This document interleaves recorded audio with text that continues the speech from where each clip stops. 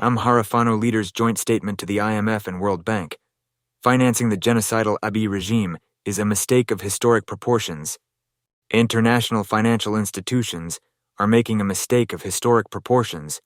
By endorsing Amhara genocide in Ethiopia, we, the Amhara Fano, express our great dismay and disappointment by the decision of the International Monetary Fund, IMF, and World Bank to approve over $10 billion in financing to the Abiy Ahmed-led Prosperity Party regime in Ethiopia.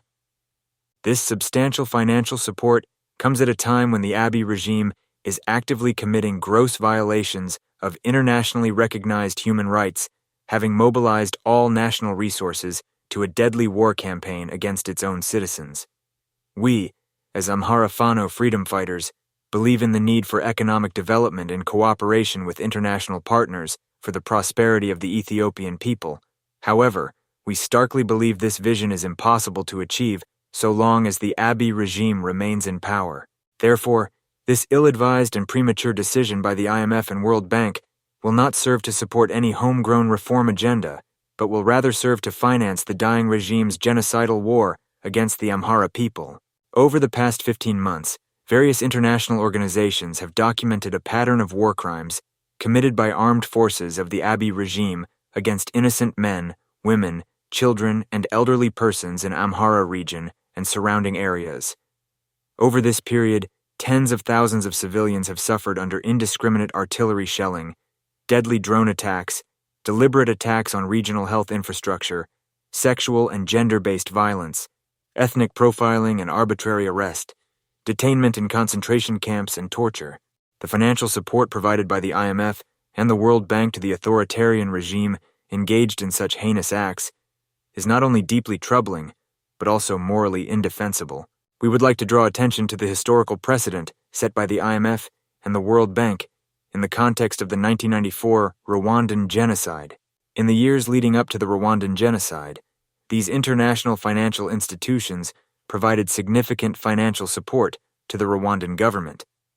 Unfortunately, much of this funding was misappropriated by the regime to finance the military and other state apparatuses that facilitated and executed the genocide.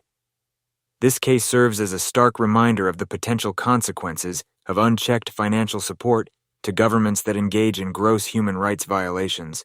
With this decision, the IMF and the World Bank appear to be repeating historic mistakes, without regard for universal human rights, justice, and accountability.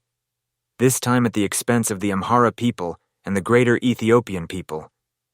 In conclusion, the billions of dollars in loans provided by the IMF and the World Bank may prolong the life of the dying regime, but it will not keep the regime in power for long, nor will it help the Ethiopian economy, which has been ailing from consecutive wars. We firmly believe that international financial institutions are making a mistake of historic proportions by endorsing Amhara genocide in Ethiopia, and call upon leaders of these institutions to make all possible efforts to reverse the course of their misguided decisions. And despite this, we the Amhara Fano remain committed to our fight for justice, to remove the genocidal Abiy regime from power, as we remain committed to defending the rights, dignity, and freedom of our people. We will continue to stand against any and all forms of oppression and call for justice for victims of genocide and injustice. Signatories: Zemene Kesi Boka, Amhara Fano in Gojam; Bai Kanau, Amhara Fano in Gondar; Deselegen Siasib Shewa, Amhara Fano in Shewa Command; Mihret Wedajo, Amhara Fano in Wollo.